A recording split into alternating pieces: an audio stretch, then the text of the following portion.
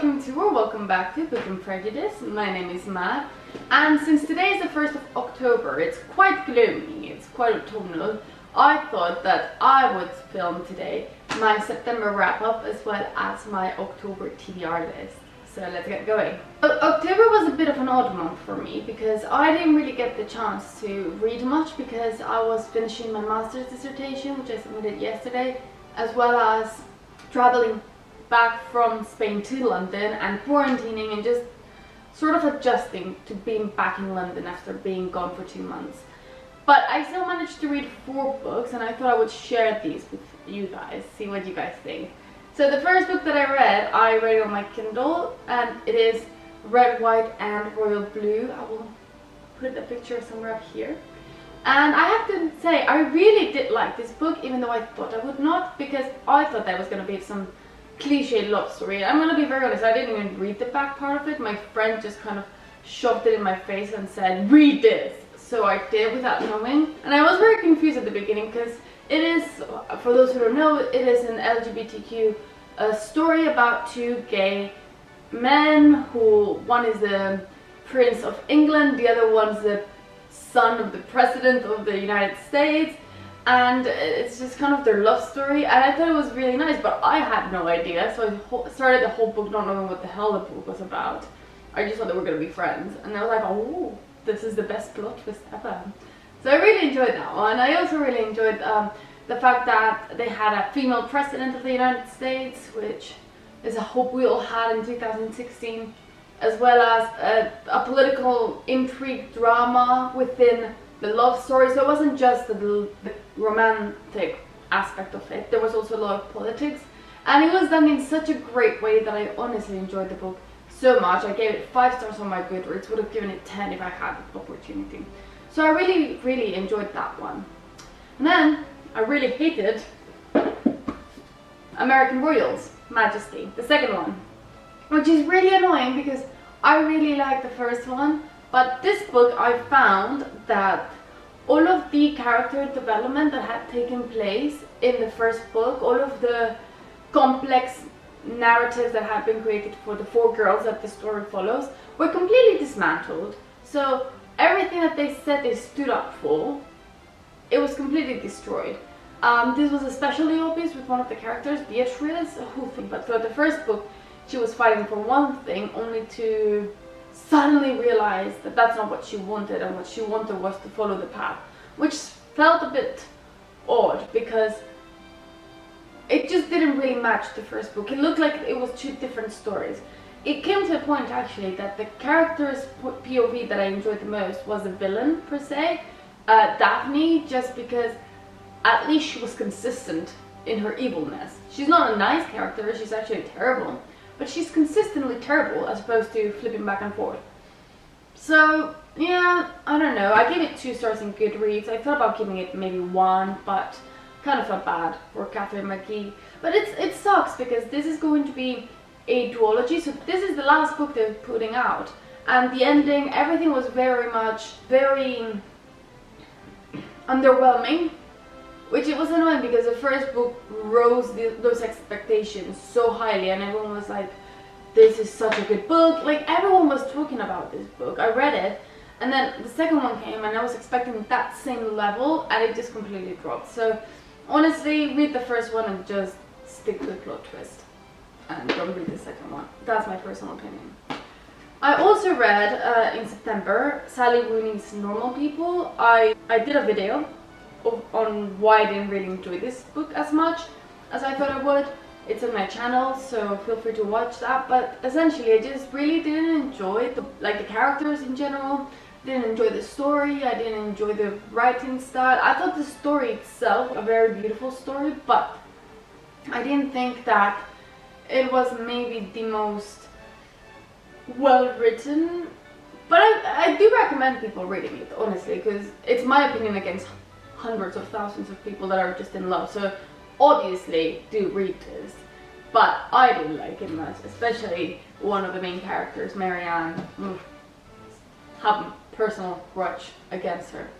And the last book that I read was House of Earth and Blood by Sarah J. Maas. This is the first book in her new series, and I also made a reading vlog on me reading and finishing this series.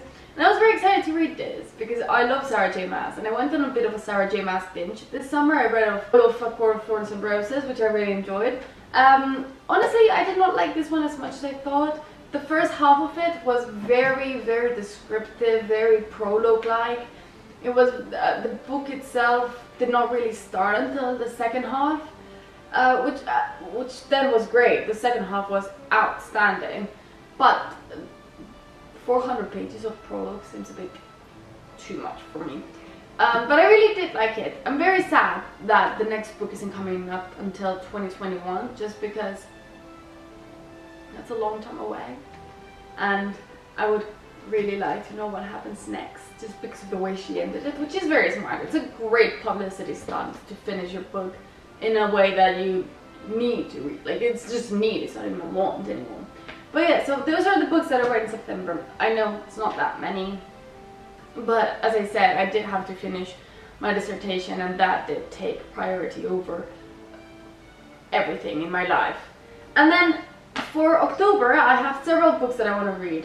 The first one is I want to finish my audiobook for The Hidden Life of Trees, which I'm really enjoying. It's a book about trees and how they grow and how they exist, and it's great to listen to an audiobook because it's narrated really well, and as well it's just very interesting, so I just put it in whenever I'm walking around, and it's really cool. I think I have like 30% left of the book, so tomorrow I have to clean the whole flat, and I'll probably finish it then, I'm hoping, because it's really interesting. And I did picture myself as a person of interested in trees, but yet here I am gushing over it. And then I also really want to finish Civilizations, which I've started, but I've only read 3% of it. I don't know if I'll be able to finish this book because I'm reading it in French. So this is a French book, and I'm reading it in French. I have it in my Kindle, and I'm on 3%, and it's taken me 2 weeks to get to 3%. But I do think I will be able to hopefully finish it. Fingers crossed, obviously. But those are the two books that I started in September, but I did not get to start. Then I'm also, and this I started today, so it doesn't really count, I'm reading Justine, or The Disgrace of Virtue. I don't know how to translate it because I have it in Spanish, by Marquis de Sade. And this is actually a really good book. I've read 66 pages of it, and I'm really enjoying it so far. And the part that I'm enjoying the most, honestly, is that fight for that concept of should you do the good thing even if it gives you a miserable life, or the bad thing and have a very happy, joyous life. And that is what Marquis de Sade is trying to argue. I'm hoping to figure out by the end of the book what he thinks. It's quite a kinky book, I'm not gonna lie to you guys. Marquis de Sade was the guy who obviously, after whom it's named the sadomasochism part. So, you know, this is the book that created that, for all of you kinky people. But it's really interesting. It's just great to see where this movement started. And also, as I said, the most interesting part is, honestly, Justine's and Juliet's different view of the good and the evil, and how this ends for them. And honestly, so far so good. I honestly want to finish this weekend because it's so good. It's just really good, and I really want to read more classics, so this is a Penguin classic, so it counts as a classic.